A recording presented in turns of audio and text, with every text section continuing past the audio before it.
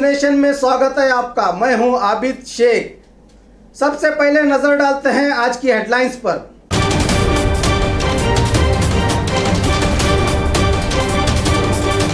BJP Yuva Morcha की तरफ से ग्रामीण भाग में कबड्डी खेल का उत्सव।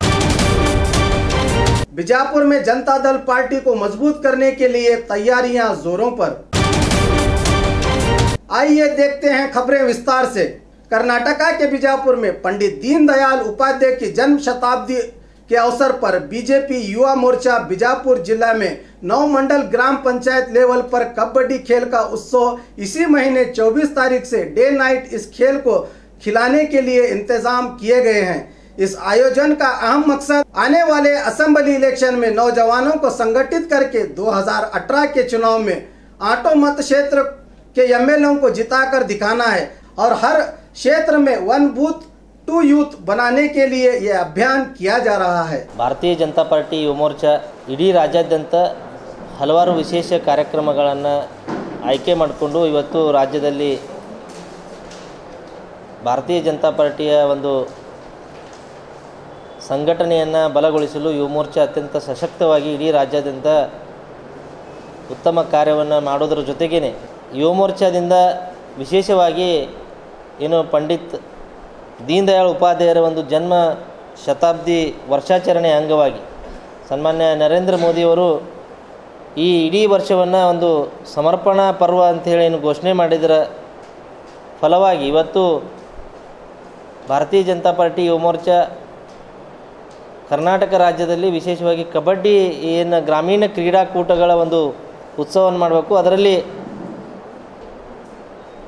ಅತ್ಯಂತ ಹಳೆಯ ಮತ್ತು ಗ್ರಾಮೀಣ ಭಾಗದಲ್ಲಿ ತನ್ನ ಶಕ್ತಿಯನ್ನು ಉಳಿಸಿಕೊಂಡಿರ್ತಕ್ಕಂಥ ಕ್ರೀಡೆ ಕಬಡ್ಡಿ ಉತ್ಸವವನ್ನು ಆಡಿಸಬೇಕು। ಆ ಮೂಲಕ ಯುವಕರನ್ನು ಭಾರತೀಯ ಜನತಾ ಪಕ್ಷಕ್ಕೆ ಸೆಳೆಯಬೇಕು।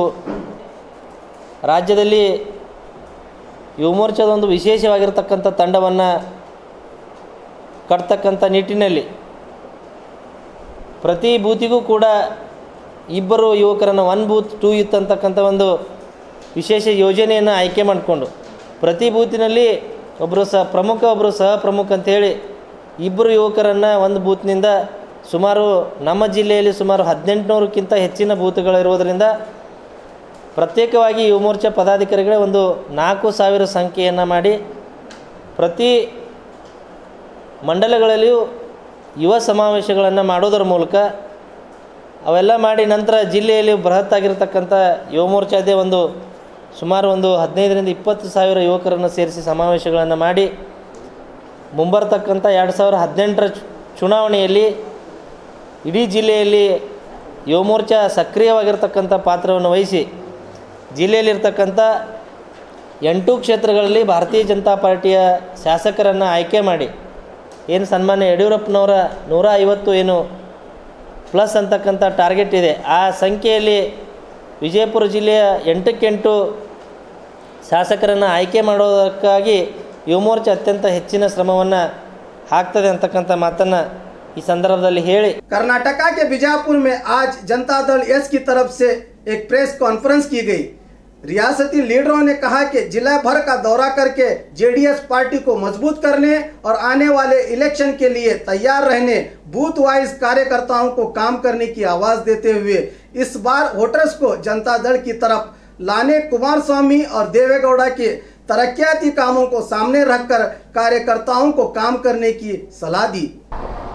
ಹಿಂದುಳಿದವ್ರಿಗಾಗಲಿ ಅಲ್ಪಸಂಖ್ಯಾತರಿಗಾಗಲಿ ಎಲ್ಲ ಜನಾಂಗಕ್ಕೂ ಒಂದು ಒಳ್ಳೆಯ ಸರ್ಕಾರ ಕೊಡ್ತು ಅಂತ ಇವತ್ತು ಕುಮಾರಸ್ವಾಮಿಯವರ ಬಗ್ಗೆ ಭಾಳ ಒಳ್ಳೆ ರೀತಿ ಮಾತಾಡ್ಕೊಳ್ತಾ ಇದ್ದಾರೆ। ಹಾಗಾಗಿ ಈಗ ನಾವು ಬಿಜಾಪುರ ಜಿಲ್ಲೆಯಲ್ಲಿ ಏನಿವತ್ತು ಕಳೆದ ದಿನಗಳಲ್ಲಿ ಪಕ್ಷ ನಮ್ಮ MC ಮನಗೂಳಿಯವರ ನಮ್ಮ ಹಿರಿಯರಾದ MC ಮನಗೂಳಿಯವರ ಅಧ್ಯಕ್ಷತೆಯಲ್ಲಿ ನಡೆಸ್ತಾ ಇತ್ತು। ಅದಕ್ಕೆ ಅವರ ವೃಂದ ಏನಿತ್ತು ಅವರಿಗೆ ಇನ್ನೊಂದಷ್ಟು ಶಕ್ತಿ ತುಂಬೋಣ ಮತ್ತು ಈ ಪಕ್ಷ ಈ ಜಿಲ್ಲೆಯಲ್ಲಿ ವಿದ್ಯುಕ್ತವಾಗಿ ಇನ್ನೊಂದಷ್ಟು ಚಾಲನೆ ಕೊಟ್ಟು ಕನಿಷ್ಠ ಒಂದು 4ರಿಂದ 5 ಶಾಸಕರನ್ನು ಗೆಲ್ಲಿಸೋಣ ಅಂತ ಒಂದು ಹೊಸ ರೀತಿಯ ಪ್ರಯೋಗಗಳ ಮೂಲಕ ನಮ್ಮ ಪಕ್ಷ ನಮ್ಮ ಇಬ್ಬರಿಗೆ ಜವಾಬ್ದಾರಿ ಕೊಟ್ಟಿದೆ। ನಮ್ಮ ಜವಾಬ್ದಾರಿ ಇವತ್ತು ಮೊದಲನೇದಾಗಿ ಮೊದಲ ದಿವಸ ಪ್ರಾರಂಭ ಆಗ್ತಾ ಇದೆ. ನಮ್ಮ ವೀಕ್ಷಕರು ಏನು ನಮಗೆ ನೇಮಕ ಮಾಡಿದ್ದಾರೆ, ಕೇವಲ ಇದನ್ನು ಏನೋ ಒಂದು ಪದಾಧಿಕಾರಿಗಳನ್ನು ನೇಮಕ ಮಾಡಿ ಅದನ್ನು ಆ ವರದಿನ ನಮ್ಮ ವರಿಷ್ಠರಿಗೆ ಕೊಡುವಂಥದ್ದು ಇಲ್ಲಿಗೆ ಮುಗಿಯಲ್ಲ.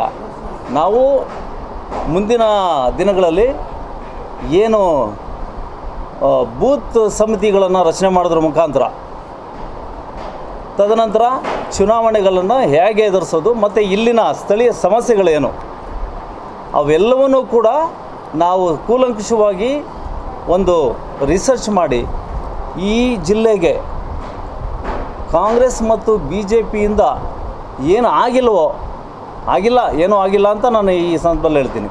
ಅದನ್ನು ಈ ಬಿಜಾಪುರ ಜನತೆಗೆ ನೀಡೋದ್ರ ಮುಖಾಂತರ ಮುಂದಿನ ದಿನಗಳಲ್ಲಿ ಕುಮಾರಣ್ಣನವ್ರನ್ನ ಮುಖ್ಯಮಂತ್ರಿಯಾಗಿ ಜನ ಏನು ಬಯಸಿದ್ದಾರೆ ಆ ಬಯಕೆಯನ್ನು ಈಡೇರಿಸುವಂಥದ್ದು ನಮ್ಮ ಎಲ್ಲರ ಬಿಜಾಪುರದ ಜಿಲ್ಲೆ ಜನತೆ ಜೊತೆಗೆ ನಾವು ಹೊಂದ್ಕೊಂಡು ಈ ಪಕ್ಷ ಸಂಘಟನೆ ಮಾಡೋದು ನಮ್ಮ ಉದ್ದೇಶ ಆಗಿದೆ. और खबरों के लिए देखते रहिए बी न्यूज़ नेशन।